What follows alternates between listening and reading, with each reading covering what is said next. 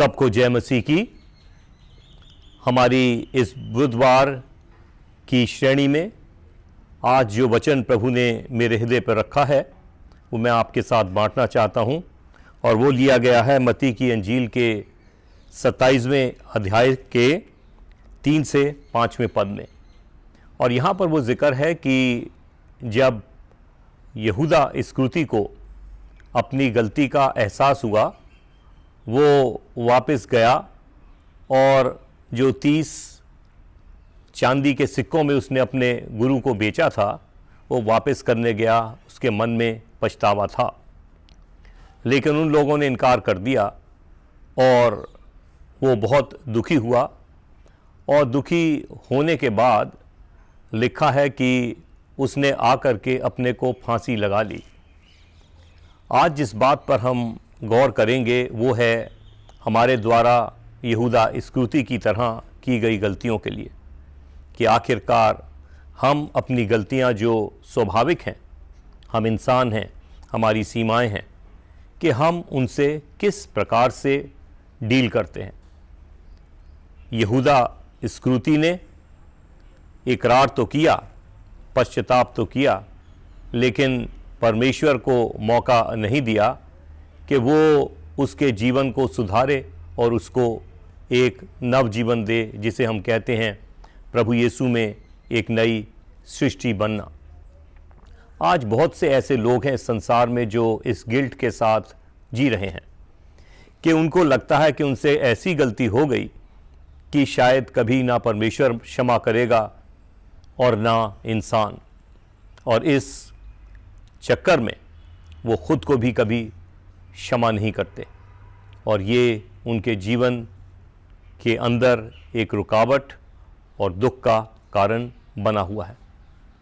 आज मैं आपका ध्यान इसी प्रकार की एक गलती करने वाले प्रभु यीशु के दूसरे चेले की ओर ले जाना चाहता हूँ, जिसका नाम पतरस ने भी प्रभु को उसकी भविष्यवाणी के अनुसार 3 दफ़ा इनकार किया। लेकिन जैसा प्रभु यीशु की भविष्यवाणी थी कि इससे पहले कि मुर्गा बांग देगा तू मुझे 3 दफ़ा इनकार कर चुका होगा। मुझे लगता है कि इस संसार के अंदर इस पतरस की तरह बहुत से लोगों ने जो गलती करी है वो अपने ओवर कॉन्फिडेंस की वजह से की है। जैसे पतरस के अंदर एक ओवर कॉन्फिडेंस था जिसको परमेश्वर हमेशा करेक्ट करता है, और मैं सोचता हूँ हम सब के पास ऐसे अनुभव हैं कि सारा संसार इनकार कर दे लेकिन मैं नहीं करूँगा, और प्रभु ने वहीं करेक्ट किया। आज ऐसे लोग हैं जिनका ईमान उनके आत्मविश्वास में तब्दील हो गया है, कि उनको परमेश्वर आज याद दिलाना चाहता है कि उनको अपने जीवन में इस प्रकार का सुधार लाना है कि वो ईमान में बने रहें, ना कि उनका ईमान उनकी आत्मविश्वास में तब्दील हो जाए। इसी गलती को पतरस ने जैसे हैंडल करा, जिस तरह से उसने डील किया कि वो रोया, पश्चाताप किया, लेकिन अपने आप को सुधारा और उसने कलीसिया की नींव रखी।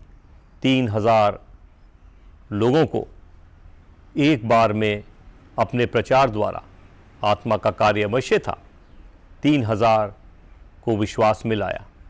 आज मैं सोचता हूँ जो कुछ भी हमारे जीवन में हो रहा है, जिसमें शायद मैं भी शामिल हूँ, बहुत सी गलतियाँ हुई हैं, बहुत सी ऐसी बातें हैं जो हमारे हृदय के अंदर एक भार बनी हैं, लेकिन प्रभु हमें नव जीवन देने वाला है।